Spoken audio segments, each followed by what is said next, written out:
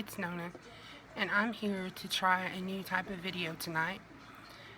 I'm going to call this Dear Nona, and I'm going to do different topics. I don't know how often I'll be doing this, if it'll be weekly or bi-weekly or monthly or just whenever, but whenever the feeling compels me. But tonight I wanted to talk about something that I had mentioned before in a couple of videos, and some of my subscribers had messaged me privately and asked me to go ahead and tell my story. I had asked if anyone would be interested in hearing about my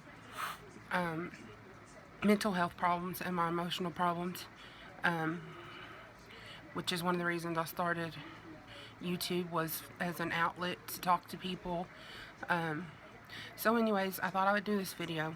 If you don't like these kinds of videos, it won't hurt my feelings at all. If you don't watch, I totally understand.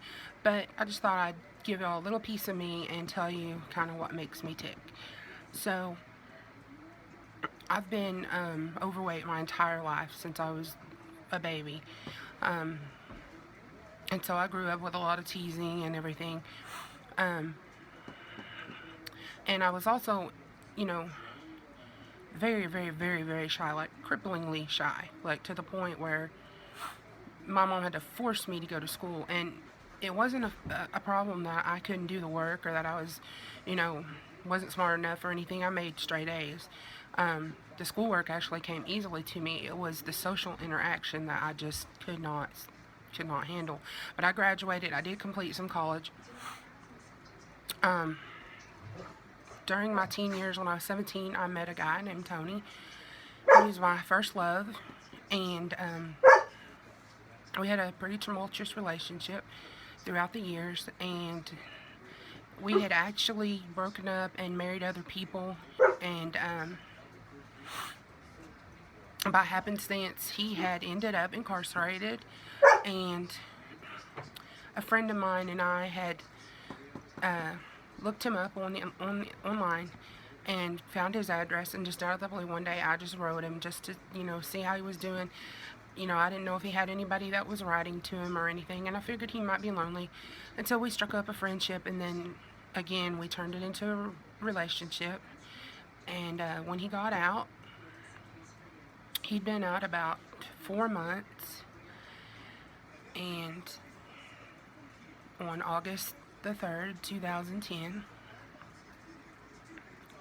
he committed suicide.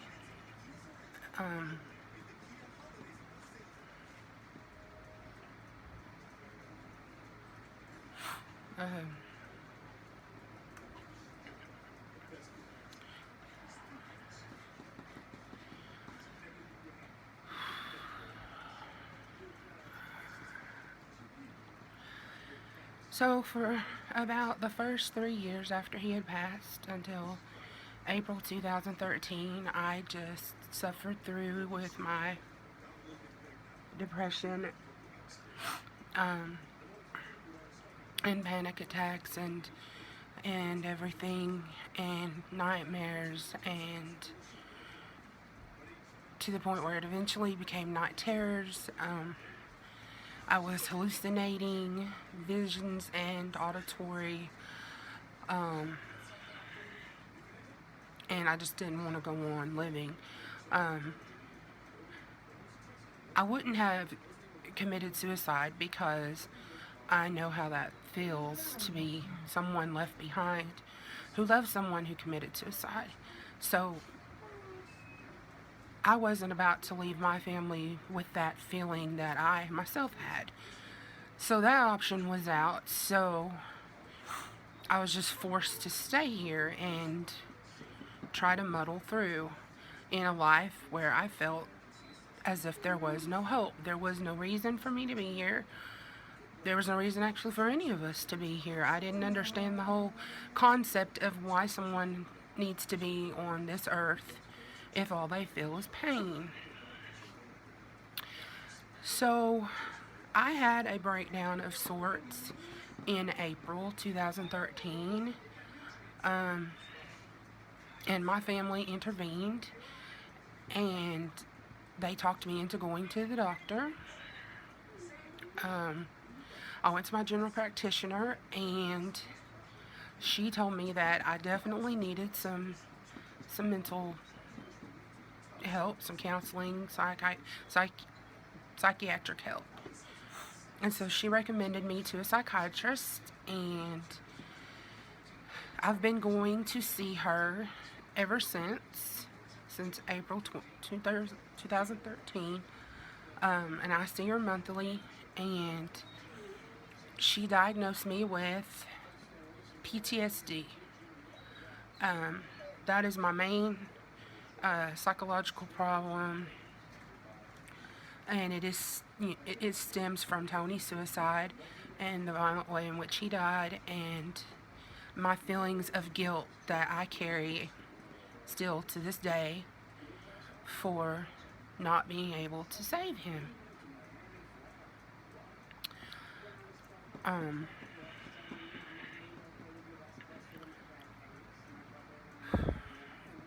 if you don't know what PTSD is, it's post-traumatic stress disorder, and it is caused by going through a very traumatic experience. It can be, you know, a soldier in combat, being raped, being mugged, being in a horrible car accident, witnessing any of those things, having a loved one die violently or commit suicide. Um, it can be caused by many things. And that was my major diagnosis, along with agoraphobia, which is the fear of being in large crowds. And my agoraphobia is severe.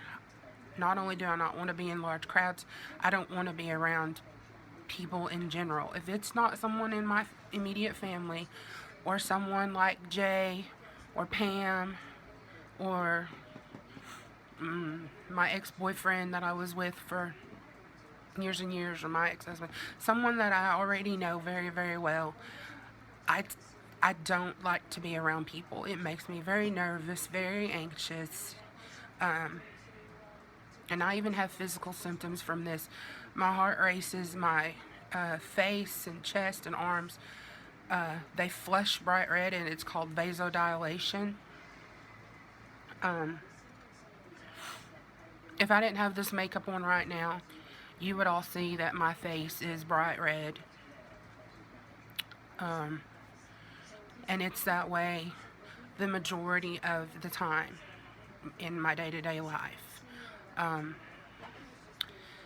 It's even, my agoraphobia is so severe enough that I don't like to call in orders for food, or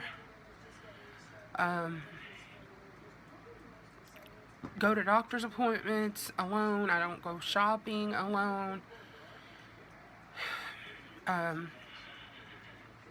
don't like to drive. It makes me so nervous and so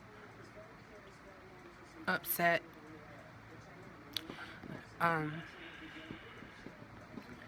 Anything like that. Along with my agoraphobia and PTSD, I have debilitating anxiety and panic attacks, which at times they feel like heart attacks.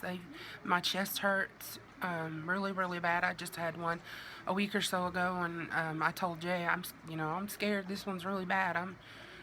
Maybe this one's a real heart attack. I might need to take my fat ass to the emergency room, but it passed. It was an anxiety attack, panic attack. And recently I have been diagnosed as bipolar, along with severe depression. And I'm on a long list of medications that try to counteract my mental health and problems and balance me out. I have chemical imbalances, obviously, and they help tremendously. My medication helps tremendously. I am not someone who knocks taking psychiatric meds, because I'm a firm believer in them working. And my psychiatrist is very good about only prescribing things that are non-habit forming. She doesn't prescribe narcotics. So anyhow, those are some of the things that I live with each and every day. I have my meds along with therapy. I have 2 types of therapy that I go to monthly.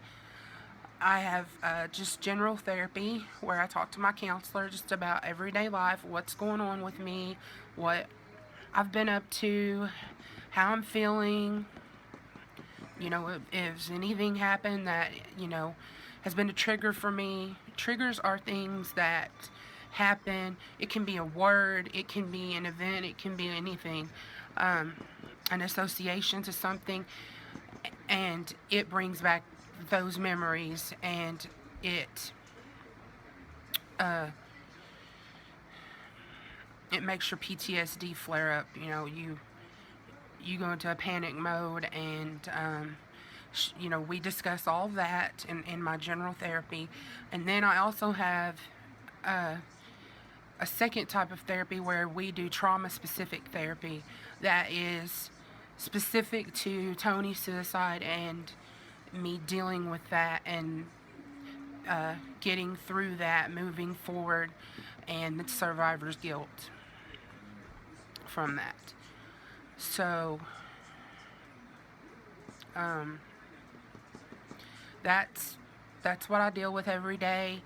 I'm not trying to be Debbie Downer. I'm not trying to get sympathy for myself. I'm not trying to whine about all my problems and what's wrong with me. I just wanted to let you guys know mainly that YouTube has helped me so much. By doing these videos for you guys and gals, it's an outlet. It has helped me to open up and be more independent. Since y'all aren't face to face with me, I can talk to you and interact with you and not be afraid, not be angry, not be irrationally aggravated that someone's speaking to me or looking at me or anything like that. I can just sit here hidden behind my screen and hang out with my friends and peek into y'all's lives and let you peek into mine. YouTube is a very good thing for me, and I just wanted to let all my subscribers know that I appreciate each and every one of you because you help me every day. Me watching your videos, you guys watching mine and commenting, and me commenting back, that interaction, it is very therapeutic for me. I'd actually told my psychiatrist about my channel, and she thought it was awesome. She said that is great. That's a very, very good outlet for you to become more comfortable with social situations. Even if they're inside a screen, you're still interacting, you're still meeting new people, you are still having to put yourself out there. And so really I just did this video to thank all of you for helping me in my journey of fighting PTSD, because that's what I do every day. I'm not a victim. My psychiatrist says you're not a victim, you're a survivor. You are going to survive this. You have to live with it every day. It is incurable. You can treat symptoms with meds, but there is nothing to take it away. You're always going to have to deal with it. And the symptoms that go along with it. Mainly the nightmares. There is no medication to take that away, although I take medication to sleep. There is no medication to take away nightmares. I hallucinate occasionally. I know it's not real. I have all my mental faculties about me that I know it's not real what I'm seeing or hearing. Um, and I'm on medication to counteract that, and it does help. Um, anyways, I just wanted to tell y'all that, and thank you all for being my friends and for being my, it's like a little group that I'm, getting to interact with, getting to talk to y'all, tell y'all my problems, and talk about my day and share with you. And it's very good for me. I would say it's like AA or NA to an alcoholic or a drug addict. This is my group, and you are all part of it. You don't know it, but you each help me every single day, and I thank you all for it. I guess that's it. I guess that's all I want to say. This video is long enough already. If you watch this, thanks for making it to the end. I appreciate it. And if any of you have mental problems, emotional problems, or anything that you need to talk about, feel free to message me anytime. I'll be glad to lend an ear. If you are curious and would like to know more about any of my